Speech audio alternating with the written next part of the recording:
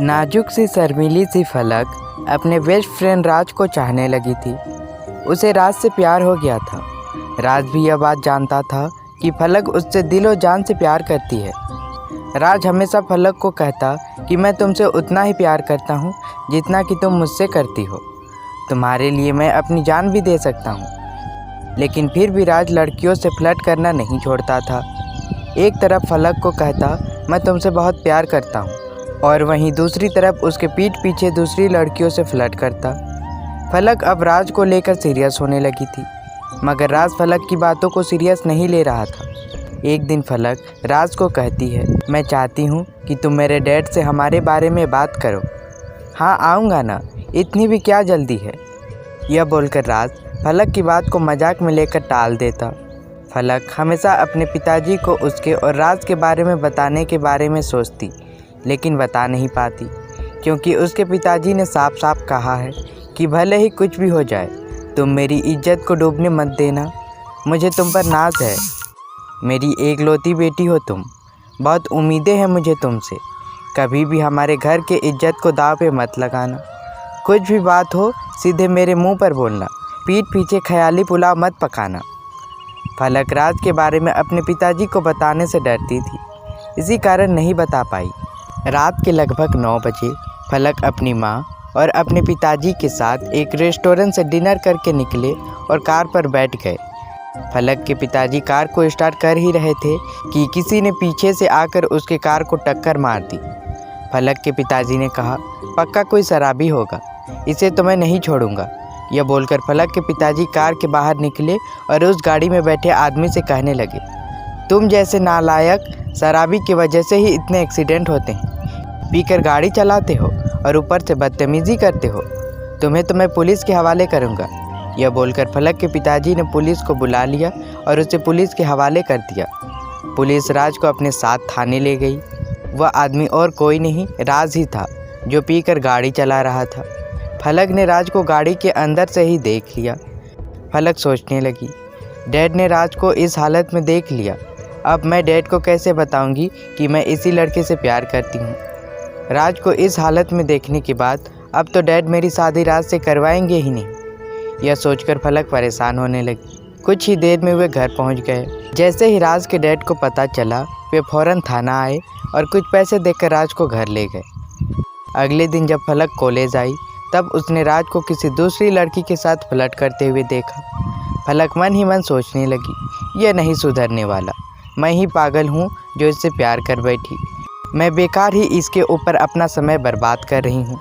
यह सोचकर फलक गुस्से से रोती हुई वहाँ से जाने लगी। तभी राज ने फलक को देख लिया। राज फलक को बुलाने लगा, लेकिन फलक ने पीछे मुड़कर देखा ही नहीं। तभी राज दौड़ते हुए आया और कहने लगा, मैं कब से तुम्हारा इंतज़ार कर रहा था, कहाँ रह गई थी तुम? लिसन, मुझे तुम्हें कुछ दिखाना है। तभी फलक ने गुस्से से कहा, बंद करो तुम अपना ये ड्रामा, मुझे तुमसे कोई बात नहीं करनी। तुमने मुझे क्या कहा था? मैं ड्रिंक को हाथ तक नहीं लगाता। कल देखा मैंने तुम ड्रिंक को कितना हाथ लगाते हो।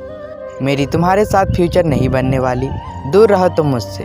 और देखा मैंने कितना लॉयल रहते हो तुम मेरे साथ। रोज़ तो मेरे पीठ पीछे लड़कियों से फ्लर्ट करते हो। तुम दुनिया के सबसे झूठा इंसान हो।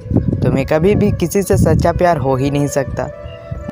मुझे तुमसे कोई बात नहीं करनी, चले जाओ यहाँ से। राज के ऊपर सारा गुस्सा निकालने के बाद फलक रोती हुई घर आ गई। राज बार बार फलक को कॉल करने लगा, लेकिन फलक उसके कॉल को इग्नोर करने लगी। तभी राज ने फलक को मैसेज किया। मैसेज में लिखा था, मैं कैसे एक्सप्लेन करूं कि मैं बस तुमसे ही प्यार करता हूं। मैं मेरे प्यार का इंतहाम दे रहा हूं। मैं जहर पी रहा हूं। इसके बाद तुम्हें यकीन हो जाएगा कि मैं सिर्फ तुमसे ही प्यार करता हूं। फलक ने राज के मैसेज को देखा, लेकिन उसने सोचा वह ऐसा कुछ नहीं कर सकता, बस अटेंशन पाना चाहता है। लेकिन कुछ देर बाद फलक को राज का दोस्त विजय का फ़ोन आता है। फलक विजय का कॉल उठा लेती है। विजय ने बताया, राज ने जहर पी लिया है, मैं उसे हॉस्पिटल ले जा रहा हूँ, तुम जल्दी से हॉस्पिटल आ जाओ। फलक विजय की बात से बहुत परेशान हो गई। उसने उसकी बहन को कहा, मेरी एक दोस्त हॉस्पिटल में है, मैं उसे देखने जा रही हूँ। डैड पूछे तो कहना अपनी दोस्त को हॉस्पिटल मिलने गई है, जल्दी ही आ जाएगी। उस वक्त शाम के 7 बजे थे। फलक रोती हुई जल्दी से हॉस्पिटल आ गई। उसने देखा डॉक्टर उसकी इलाज कर रहे हैं। तभी फलक रोती हुई विजय को कहने लगी, सब मेरी गलती है, ना मैं उससे झगड़ा करती और ना यह सब होता। यह बोलकर फलक रोने लगी। फलक को हॉस्पिटल में मंदिर दिखाई दिया। फलक मंदिर में गई और माथा टेककर राज के ठीक होने की दुआएं मांगने लगी। कुछ देर बाद जब फलक राज को देखने आ रही थी, तभी फलक ने राज और विजय को बात करते हुए सुन लिया। राज विजय को कह रहा था, एक्टिंग अच्छा कर लेता हूँ ना मैं, वैसे फलक आई है कि नहीं? विजय ने कहा, आई है, तुम्हारी लंबी उम्र के लिए भगवान से दुआएं मांग रही है।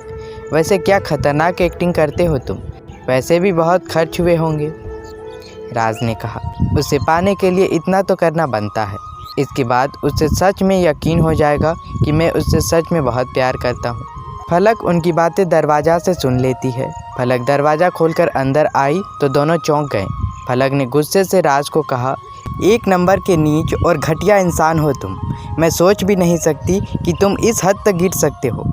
मैं वाकई बहुत बेवकूफ़ हूँ जो बार बार तुमसे धोखा खा जाती हूँ। सालों साथ रहने के बाद भी मैं तुम्हारे फितरत को जान नहीं पाई। तुमने तो मेरी ज़िंदगी ही ख़राब कर दी। तुम ऐसा कर भी कैसे सकते हो? सारे मर्द एक जैसे ही होते हैं, किसी के पास दिल ही नहीं है। यह बोलकर फलक रोती हुई वहाँ से चली गई। राज उसके पीछे पीछे आने लगा और कहने लगा, फलक एक बार मेरी बात तो सुन लो, मैं वाकई तुमसे बहुत प्यार करता हूँ। राज ने फलक को रोक लिया और उसके हाथ को पकड़ लिया।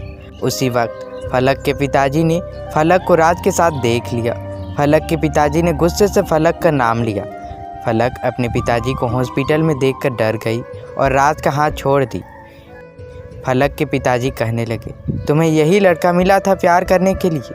ये वही शराबी लड़का है ना? तुमने तो मेरी इज्जत को मिट्टी में मिला दिया। उस वक्त फलक को उसके पिताजी ने खरी खोटी सुनाई। फलक अपने ही पिताजी से शर्मिंदा हो गई। उस दिन से फलक ने कॉलेज छोड़ दिया